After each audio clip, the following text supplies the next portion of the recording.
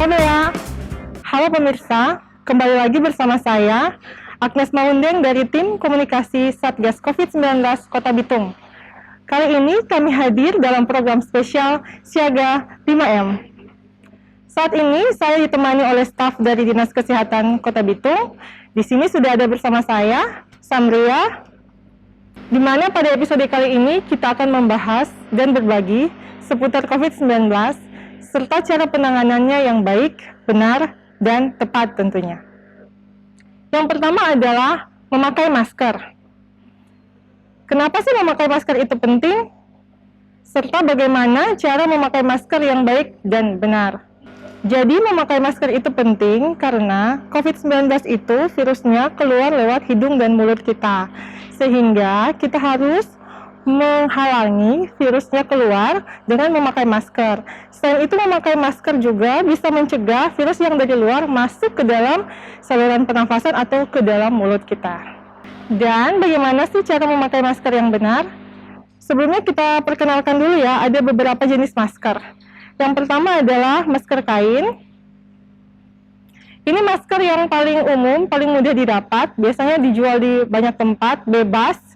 Tapi yang perlu dicatat adalah masker kain yang baik itu minimal mempunyai 3 lapis. Jadi kalau boleh Samria peragakan, ini maskernya ada beberapa lapis. Coba boleh dibuka seperti ini. Ini lapisan maskernya. Jadi terlihat bahwa maskernya itu bukan cuma 1 lapis, tapi ada minimal harus ada 3 lapis.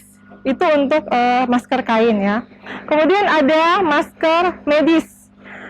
Masker medis ini biasa dipakai oleh tenaga kesehatan ataupun dipakai oleh orang yang sedang sakit, yang sedang flu. Ini juga bisa untuk mencegah virus jangan sampai keluar atau masuk ke dalam hidung maupun mulut. Kemudian ada masker yang ini yang paling sering digunakan di Dinas Kesehatan Kota Bitung. Ini namanya masker KN95.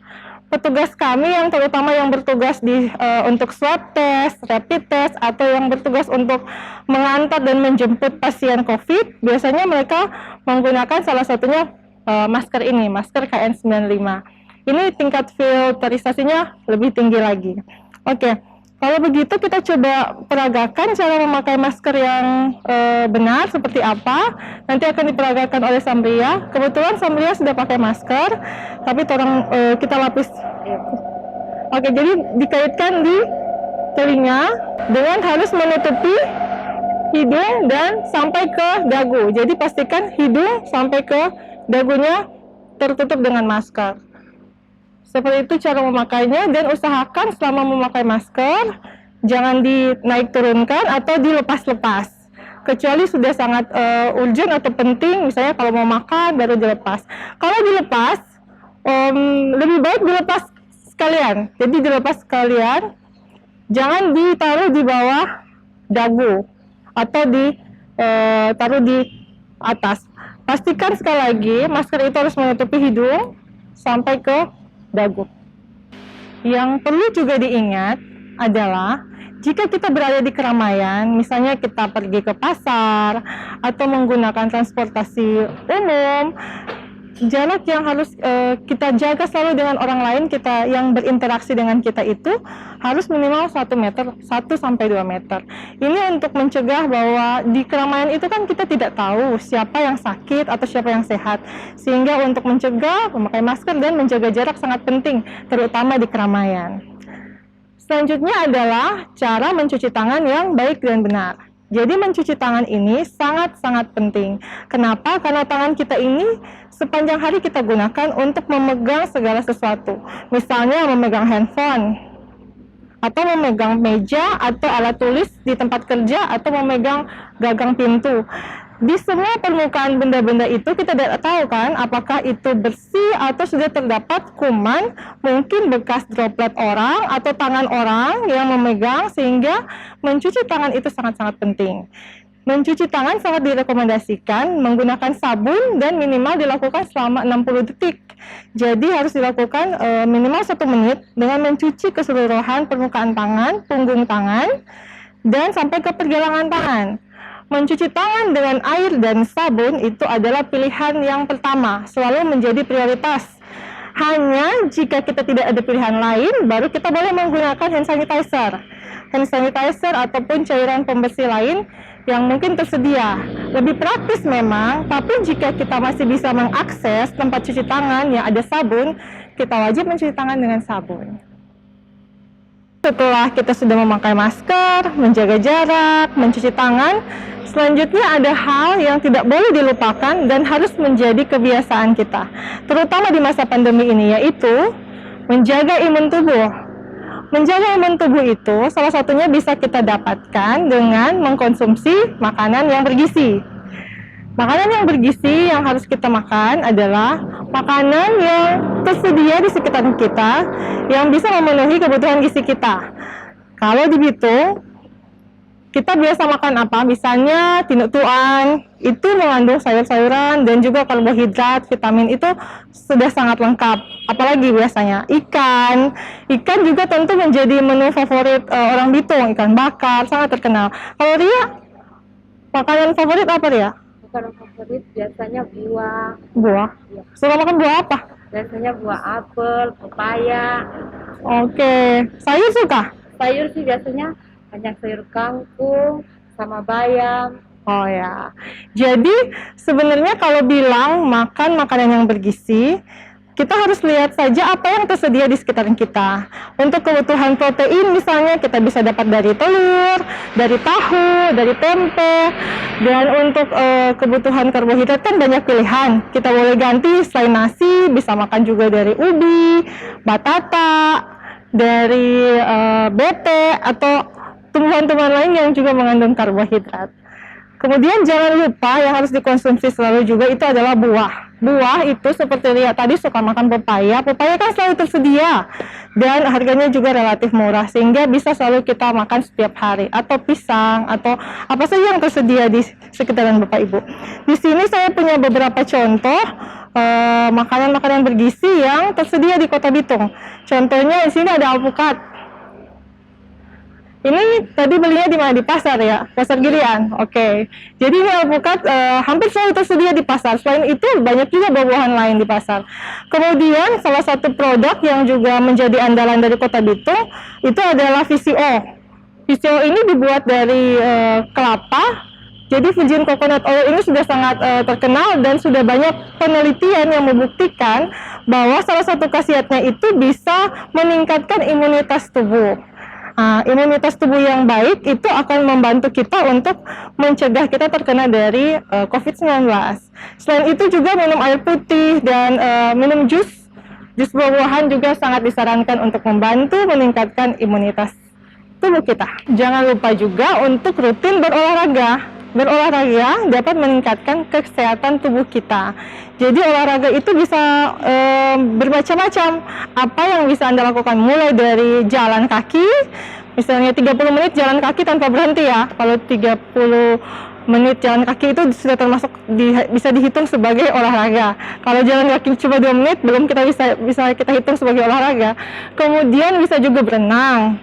Bitung kan banyak pantai. Jadi orang Bitung bisa berenang, kemudian bisa lari pagi, atau ikut banyak klub Zumba, atau bisa juga yoga, atau berolahraga tenis, bulu tangkis, dan berbagai macam olahraga yang bisa dilakukan untuk meningkatkan daya tahan tubuh kita. Pemirsa jangan kemana-mana, setelah ini saya akan kembali untuk menunjukkan bagaimana prosedur melakukan rapid test dan swab test.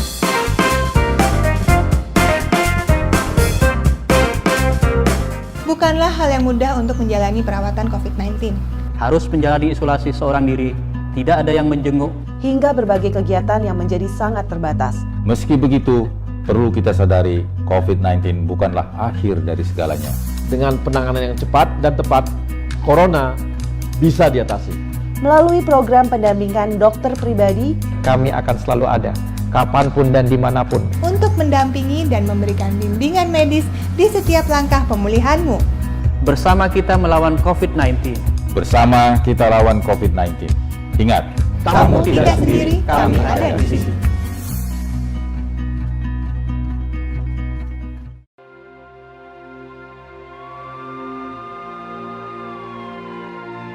Virus novel corona saat ini sudah menyebar ke berbagai negara. Indonesia dinilai lambat dalam mengetes kasus positif yang 13.227 sudah 1,5 juta tenaga kerja yang terdampak krisis COVID-19. Udah dengan sangat lelah. Indonesia didera bencana wabah. Kita akan operasi seksual cesarean pada pasien hamil dengan PDP. Mereka bekerja tanpa lelah. Semua bersatu, melawan, menciptakan harapan. Ini adalah kamar operasi Sito. Bahwa ini bukan akhir dunia. Pengecekan PCR alhamdulillah 2 kalinya negatif. Perjuangan akan terus dilakukan hingga kehidupan dapat kembali berjalan.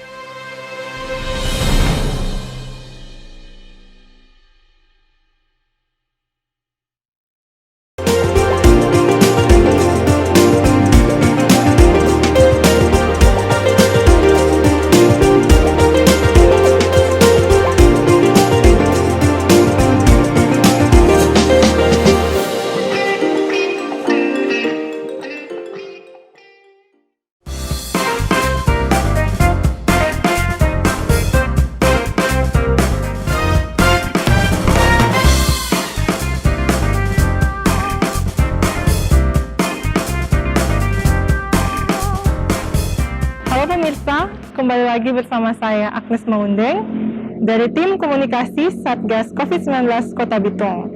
Saat ini saya sudah ditemani oleh 2 staf dari Dinas Kesehatan Kota Bitung, yaitu Samria dan Presilia, di mana kami akan memperagakan prosedur melakukan rapid test dan swab test. Jadi rapid test ini adalah prosedur yang dilakukan untuk screening atau untuk menapis apakah seseorang itu ada kemungkinan menderita atau terkena COVID-19. Sedangkan swab test adalah prosedur yang dilakukan untuk mencari kepastian atau untuk melakukan pemeriksaan yang valid apakah seseorang itu benar-benar terinfeksi COVID atau tidak. Ya, jadi di Kota Bitung sendiri rapid test itu dilakukan untuk orang-orang yang ada kontak erat dengan kasus atau orang yang positif atau para pelaku perjalanan juga melakukan rapid test. Untuk rapid test sendiri kami biasanya akan meminta mereka untuk menyerahkan ID untuk menjadi catatan dan pelaporan kami. Nah, untuk bagaimana cara melakukan rapid test nanti akan diperagakan oleh Presi. Yang pertama adalah alat yang digunakan. Jadi alat yang digunakan itu ada bermacam-macam brand, ada bermacam-macam merek. Yang perlu dipastikan adalah harus dari merek atau penyedia yang direkomendasikan oleh Kemenkes. Jadi ada listnya merek-merek apa saja yang bisa digunakan dan apa yang tidak boleh digunakan. Jadi alatnya dibuka dulu. Nanti kalau dikeluarkan itu akan berupa satu stick seperti ini, di mana ada tempat untuk meletakkan sampel darah dan untuk meletakkan buffer. Jadi kita akan menggunakan jarum yang akan dipakai untuk menusuk ke jari dari orang yang akan diperiksa. Jadi jari dibersihkan dulu dengan kapas swab alkohol, kemudian ditusuk hingga mengeluarkan darah, kemudian darah diambil dan diteteskan ke alat. 1 atau 2 tetes, biasanya sudah cukup. Kemudian kita tambahkan cairan buffer. Cairan buffer diteteskan ke alat. Kemudian dalam waktu kurang lebih 5-15 menit, hasilnya sudah bisa langsung dibaca. Jadi untuk melakukan rapid test itu sangat simpel, sangat mudah, dan hampir tidak ada rasa sakit karena prosedurnya hanya dengan ditusukkan di ujung jari. Misalnya ini sama dengan pemeriksaan golongan darah dan sebagainya. Jadi simpel dan hampir tidak ada rasa sakit. Selanjutnya adalah pemeriksaan swab. Swab yang dilakukan adalah swab test yang mengambil cairan dari saluran hidung dan saluran mulut. Kita akan menggunakan 2 buah stick. Jadi stick yang dipakai untuk mulut dan untuk hidung itu berbeda. Yang ini untuk mulut dan yang ini untuk hidung. Kemudian nanti keduanya itu akan dimasukkan ke dalam satu tabung yang sama. Silakan dicontoh. Nah, untuk pengambilan dari hidung, pasien akan kita suruh untuk tengadah sedikit agar bisa masuk sampai ke dalam. Jadi dimasukkan ke dalam hidung, kemudian akan dilakukan kurang lebih 3-5 kali putaran. Ini karena ini cuma contoh, tapi sebenarnya dia akan masuk lebih dalam.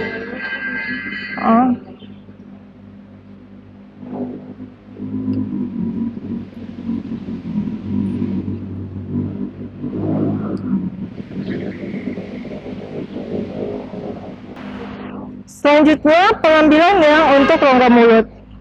Untuk rongga mulut sendiri akan dibantu dengan sudip untuk menahan lidah.